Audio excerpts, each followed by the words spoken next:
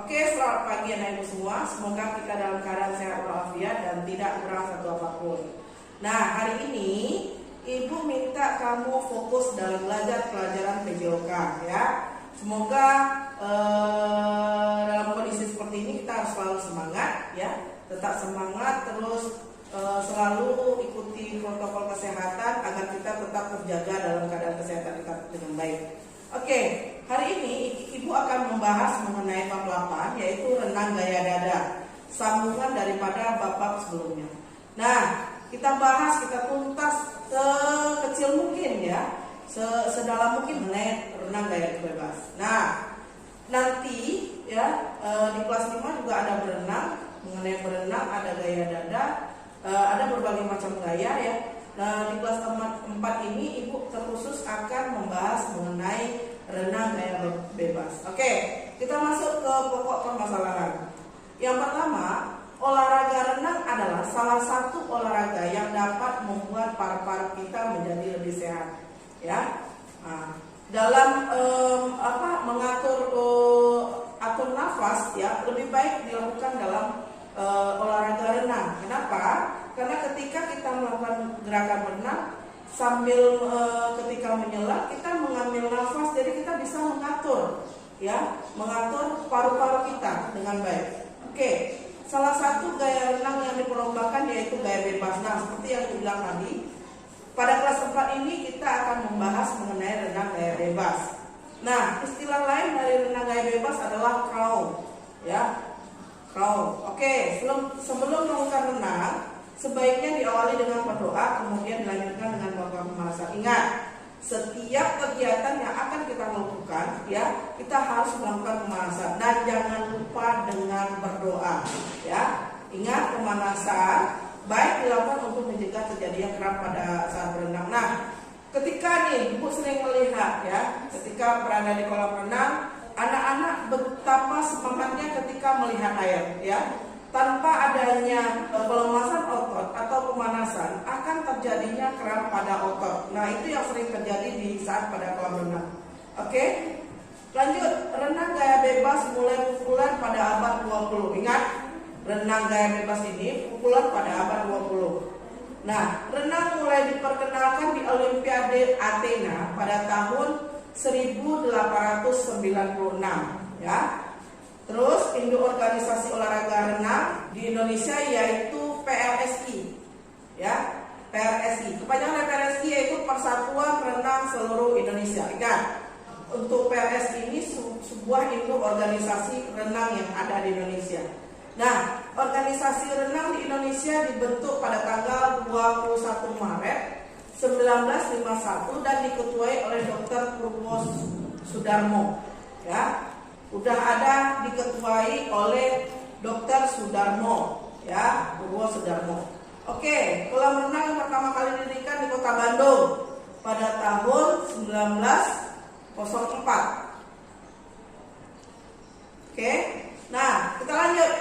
Gerakan dasar renang gaya bebas. Nah, beberapa gerak renang ya. Dasar renang yang pertama mengapung, yang kedua meluncur, yang ketiga gerakan tungkai, yang keempat gerakan lengan, yang kelima pengambilan napas.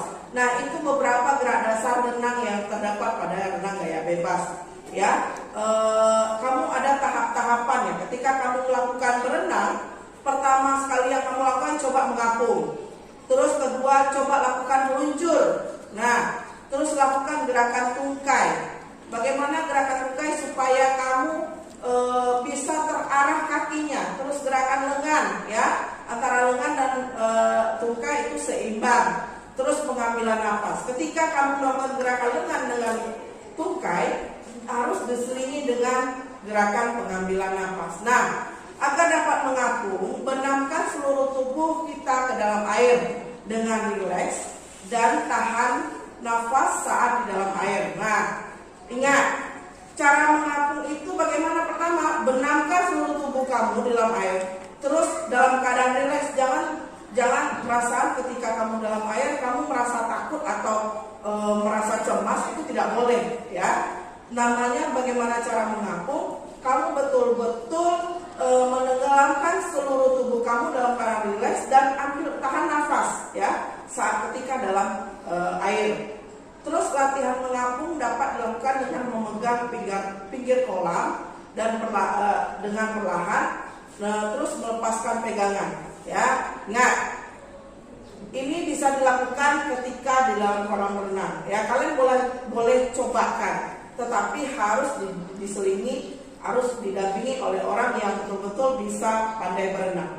Nah, latihan meluncur dapat dilakukan di kolam yang dangkal seperti kolam yang setinggi pinggang atau dada. Nah, tahap-tahap yang kita lakukan dalam kolam berenang ini salah satunya adalah gerakan meluncur ya.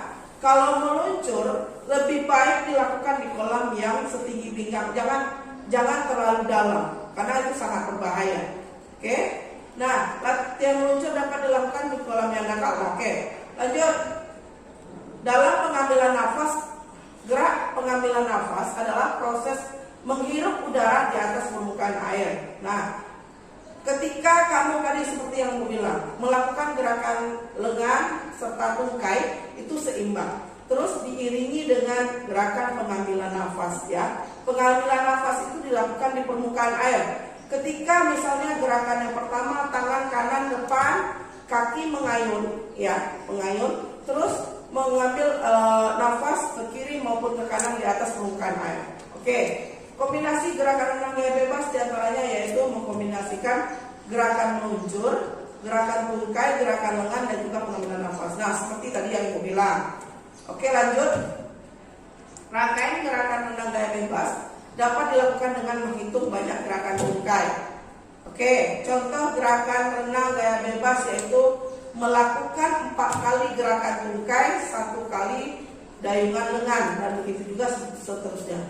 Contoh tadi, kamu melakukan gerakan tungkai ya, gerakan tungkai, kamu misalnya di tungkai, mengayun 4 kali, 1 dengan gerakan lengan ya.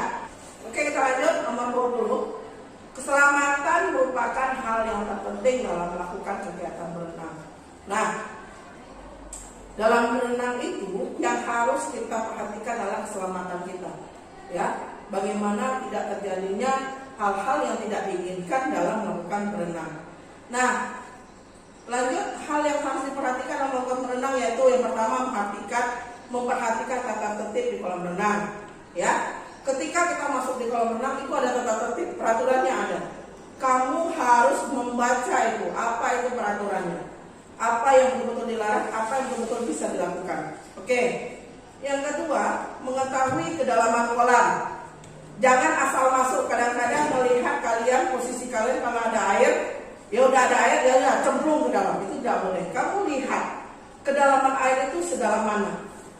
Kalau memang dalam, jangan pernah masuk. Sesuai dengan tingkat kemahiran kita dalam berenang. Misal, posisi kalian misalnya tingginya sekitar 100 cm.